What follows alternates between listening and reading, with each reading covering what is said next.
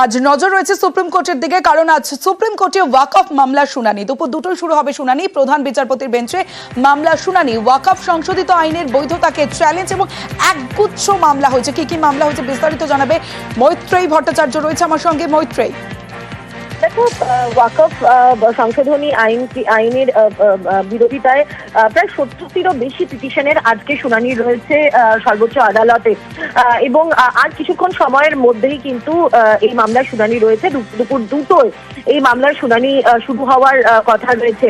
একাধিক পক্ষ থেকে মামলা করা হয়েছে, বিভিন্ন রাজনৈতিক দলের পক্ষ থেকে যেমন মামলা করা হয়েছে, একই সঙ্গে রাজনৈতিক ব্যক্তিত্ব এবং ধর্মীয় প্রতিষ্ঠানের তরফ থেকেও কিন্তু মামলা করা হচ্ছে। সব মিলিয়ে 70টি এরকম পিটিশন, তার শুনানি আজকে হতে চলেছে সর্বোচ্চ আদালতে, এবং ইতিমধ্যেই বিভিন্ন অংশে যারা আবেদনকারীরা রয়েছেন তারা উপস্থিত হয়েছেন। বাংলা থেকে নওশাদ সিদ্দিকী, যিনি অন্যতম পিটিশনার, তিনি উপস্থিত হয়েছেন। এছাড়াও বাংলা থেকে মহুয়া মৈত্র এবং মহুয়া মৈত্রও কিন্তু অন্যতম পিটিশনার এই যে 70টি পিটিশন রয়েছে তার মধ্যে।